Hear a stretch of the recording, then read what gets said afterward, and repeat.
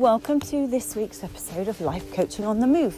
I'm Fiske, your host, life coach and trainer, and have been for over 18 years now.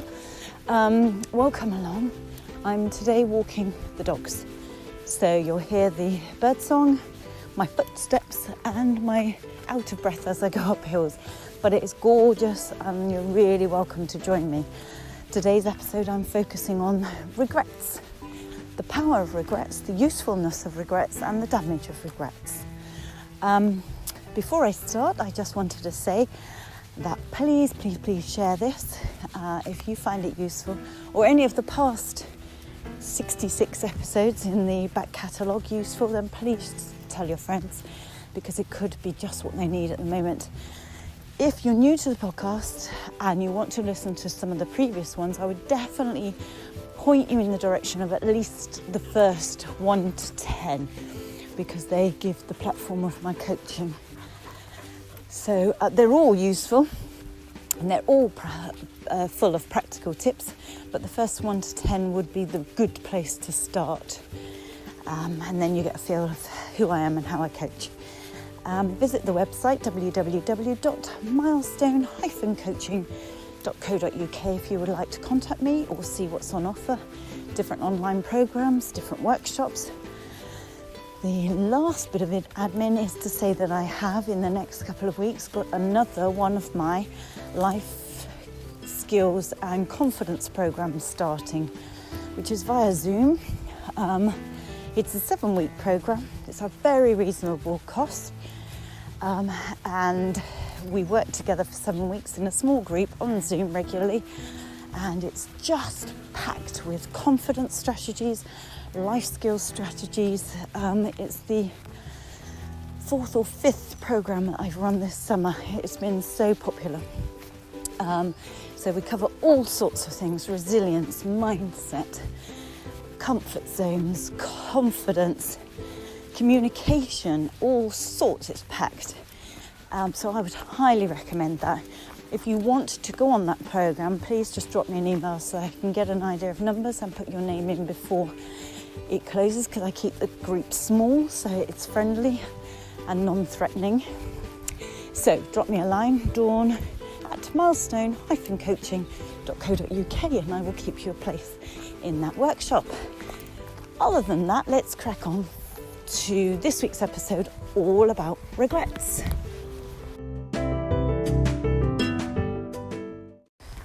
Today you're joining me on a dog walk in a new wood that I've discovered. So apologies for the sounds of my feet scrunching along the stones for a short while. And I don't know why, but this wood seems extraordinarily loud with birdsong. Although what a lovely sound it is. So welcome along to my walk. Today I wanted to talk about regrets. Something we've not talked about on this podcast actually before.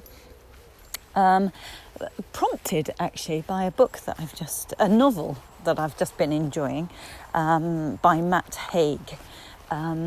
You may or may not have heard of it or read it. It's called The Midnight Library. It's make-believe, but I love the concept.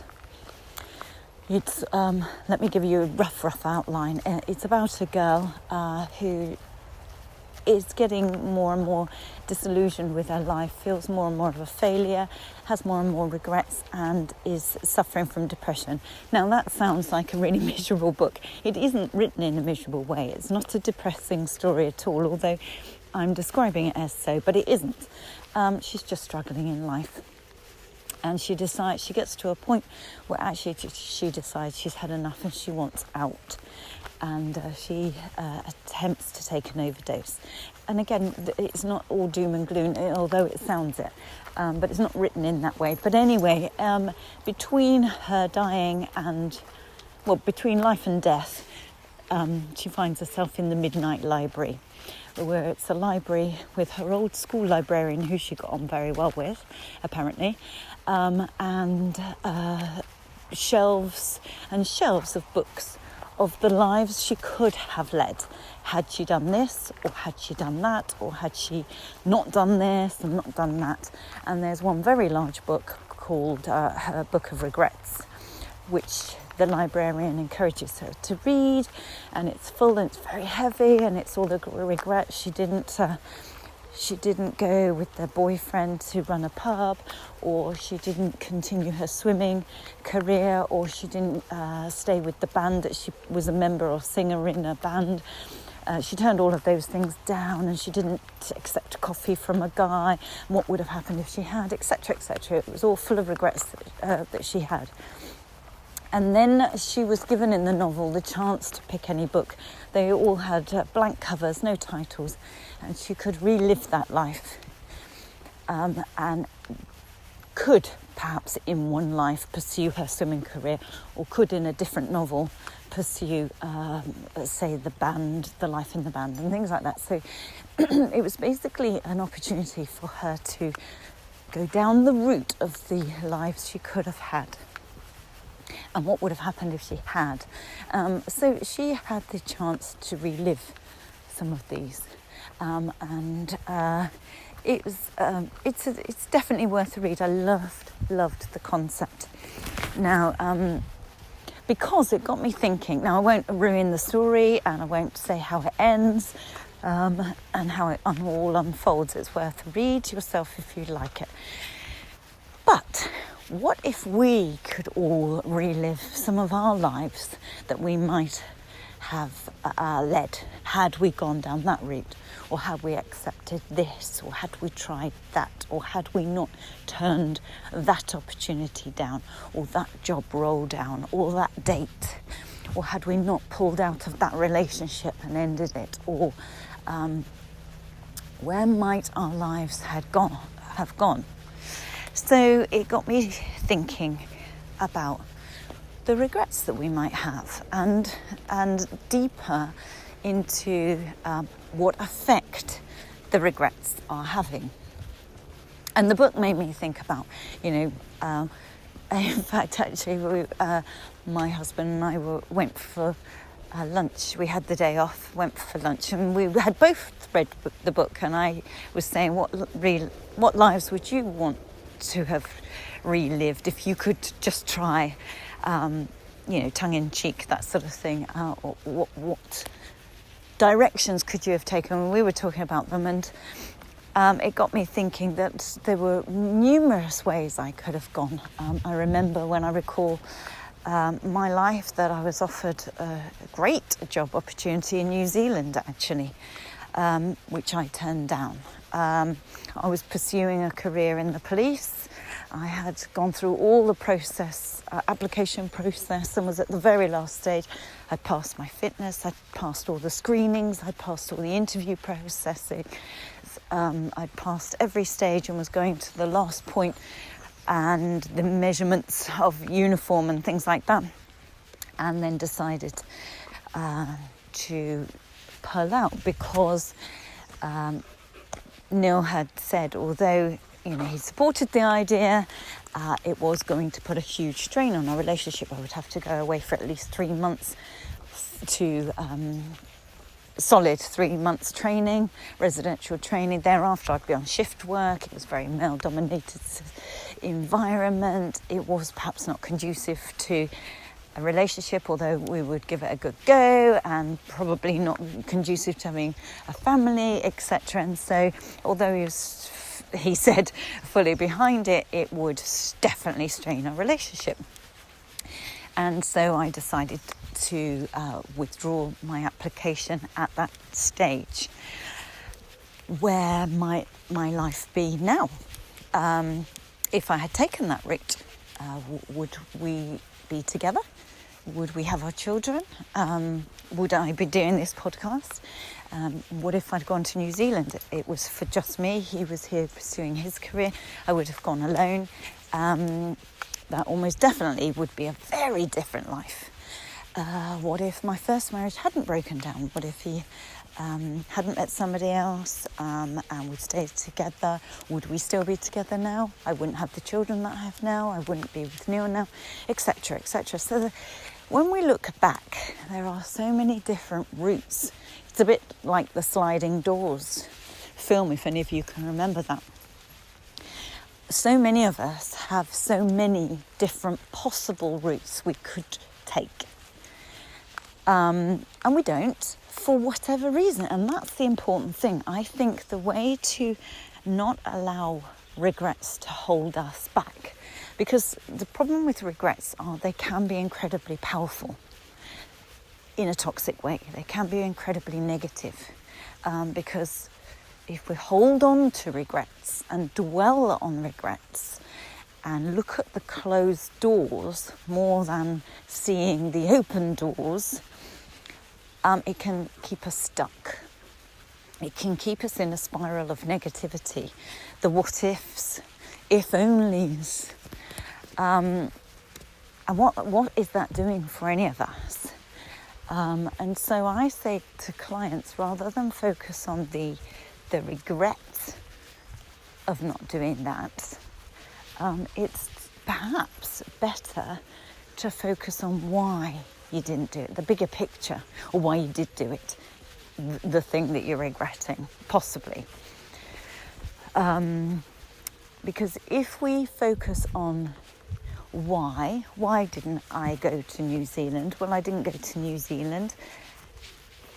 Initially, I believe, or when I look back, I believe it's perhaps because I didn't want to leave Neil or come out of the relationship and potentially definitely damage the relationship and so on.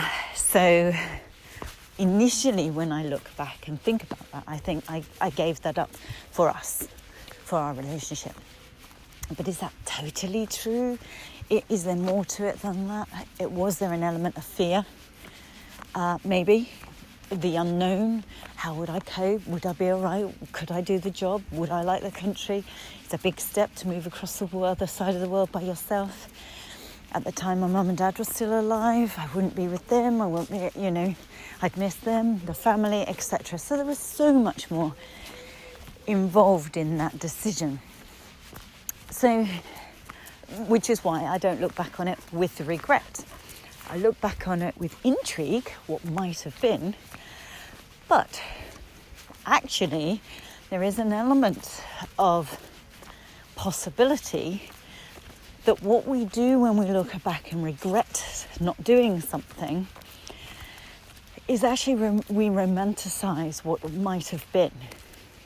We assume it would have gone really, really well. So if you're looking back and you wish you'd pursued that relationship, or why didn't I take that career? Why didn't I take that opportunity and move there? Or it can be relationship regrets, it can be career regrets. It can be so many things, can't it? But we regret it because we are perhaps wrongly assuming it would have been a great thing. It would have been a tremendous outcome, better than perhaps the outcome you've got currently. But is that the case? We don't know that. So the first thing to bear in mind, and there's an element of this in the book, is that actually, if we had this magic ability to temporarily live that life and explore it and see what would have happened, it doesn't actually always happen the way we imagine it would have. It isn't always as great as we romanticize. That relationship you might perhaps look back on now and wish you'd taken or pursued. Maybe their dirty socks and their grumpiness in the morning and just life generally, maybe it wasn't as great as we are thinking.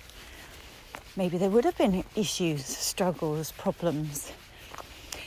But often what we don't do when we look back with real regret, I mean proper negative, disempowering regret, where we just stay stuck. We don't imagine how it might have been, perhaps not the way we think. We don't imagine that it might not have been great. It might have been tedious, boring, uneventful. If it were a job or a career, maybe we'd have hated it. We would have maybe not gone on with our boss, or not had the results we're imagining, or not enjoyed it. or for, lots and lots of reasons. But I think there is a tendency with proper regret, sad regret, remorse. There's a tendency to romanticize how good it would have been if only I'd taken that job, if only I'd moved to that country, if only I'd taken that opportunity, if only I'd stuck in our relationship, or if only I hadn't had that affair, or if only I hadn't said X, Y, and Z, or done X, Y, and Z. But other things would have happened. We just don't know what they are because we didn't live that life. There may have been other negative things or great things. So I think the damaging thing about regret is it doesn't really serve a purpose. What does it do for us? Except encourage us to stay stuck. Except perhaps to distort the potential and the possibility and to romanticize it. So if this rings true of you, it might be worth reading that book, but also it might be worth looking at those regrets. If there are regrets in your past that have hung around with you in your present, like a ball and chain, then we need perhaps to look at the bigger picture. Why did you do that you're regretting? What was going on at the time? What prompted it? What was involved with it? What caused it? Or why didn't you do that thing? What made you not do it or turn it down or avoid it? What was the bigger picture? What were the root causes for it? So instead of me dwelling on why didn't I go to New Zealand, for example, what might have been now, what great life might I have, etc., etc., which would be wasted energy, I need to look at the bigger picture of what I've got instead. That I did have that great time with my mum and my dad and family, and watch my nieces and nephews grow up and have their children, as well as, of course, being with Neil and having my 2 beautiful children now that I wouldn't have. But it may be I'm lucky to have that, to look at that, and it may well be that perhaps what we do, we regret more at a time when we're unhappy. So I think regrets become more relevant if you're unhappy and unsettled. Now, it's a bit chicken and egg. Are you unhappy and discontent and stuck and down and depressed because of regrets? So the regrets are causing it. And if that's the case, then one of the ways of looking at it and letting them go is to look at the much bigger picture of why did those things happen, or why did you turn those things down, etc., etc. Much bigger picture, instead of just dwelling on the I wish I hadn't done that, or I wish I had have done that. So try and get context around it and understand the whole big picture if you can. And then we need to work on forgiving ourselves. If it's about regret to ourselves or for ourselves, we need to look at forgiveness. Or if it's regret about pain that you've caused somebody else, it's about remorse. Having remorse, deep remorse, and feeling deeply sorry for that. And by looking and accepting that, we can do something about it. Either by communicating that to that person and actually having that conversation and telling them or writing to them, profoundly apologising for the pain or the hurt or the disappointment or whatever it is that you feel you may have caused. So it's righting that wrong if you can. Now there may be circumstances where it's too late and you can't physically do that, but you can still write that letter or say it out loud, say it to a very close friend or counsellor, therapist or coach. You can air it and voice it and work through it. And also you can work on making those wrongs right. Let's say you were a criminal and you deeply regret now, say causing the pain from a spate of burglaries or something, and taking and upsetting and causing pain to your victims' homes and their lives. You can either contact them, well, not contact them, but write to them, or work through it with a counsellor, or you can put those wrongs right by doing good work in the future. Many people who look back on their past and regret things and have done what we could call bad, or although I'm not making judgments, bad things, can actually use that energy and turn it around in something good. They can do charity work, or educational work, or mentoring, or talking in schools and things like that, and make it good, make it right. And so with that, many of us have negativity in our past. We've made mistakes. That's what regrets are. They're mistakes. When we look at them, that's how we view them, as we made the wrong choice, the wrong decision, the wrong behaviour. But what we can do is look at that in our present time and make it better in the future. We can make right decisions. We can use that energy. They're not mistakes if we learn from them. If we look back and regret not doing things because we feel we didn't live, we didn't take that risk, we didn't take that opportunity, and we're staying stuck, and now we're using that regret as a reason for not living in our future, then that's a complete shame, that's a complete waste.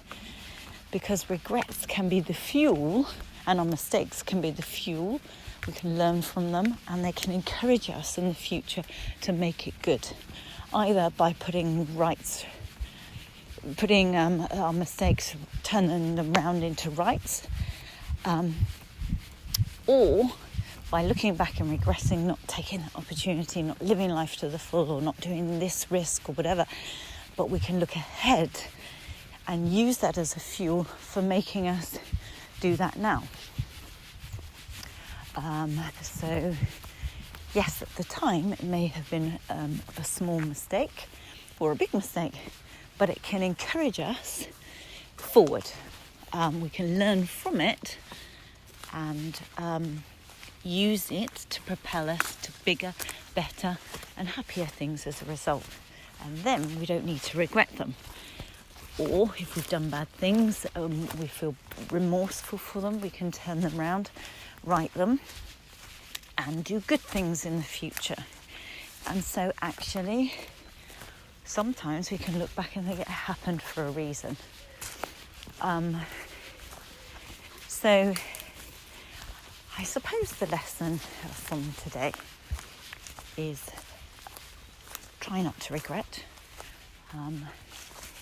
I think it can be a useful emotion, it can be a very instrumental feeling if we use it right. So if you've got regrets, try and use them as a platform. Try and use them to move you forward.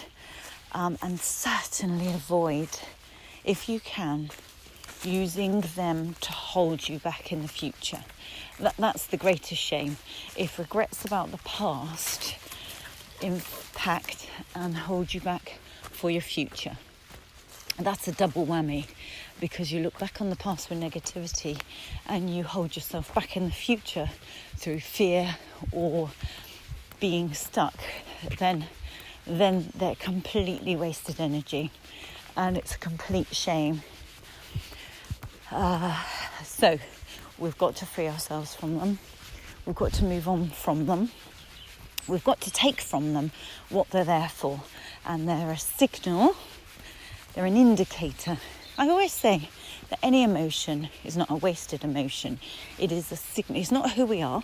First of all, our emotions are not us. They're an indicator that something is going well or something is not going well. If we're angry, it's an indicator that something's wrong. If we're frightened, there's an indicator there that we're in danger. If we're stressed, they're all indicators. So the emotion's not wrong. We just need to look at what's causing that emotion and solve that. So if you've got regret, it's worth working through them. It's worth forgiving yourself, and getting, if you can, clearing it from the pain that you've caused others, and actually communicating that remorse and regret, or talking it through, or making it right in the future by living your life. If you've got unlived lives in your past and wasted opportunities, then it makes so much sense to put that right in the future and not have any further wasted opportunities, not have any further regrets and remorse. Use that energy to write the future. That's the only thing we can do anything about. The past is in the past. It has gone. There is nothing we can do about it. So regret often makes us focus on the closed doors. Don't focus on the closed doors, because if we do, we don't see the doors that are open to us. We don't even spot them. And they're right there in front of us. But we're so busy looking at the closed, shut door, that we don't see those that are open. And even if they're not open, they may not be locked. So try them. Move forward. Try and live life to the full in the future. It's the only thing we can properly do anything about. So use the energy that perhaps you've been focusing on the past and on the regrets.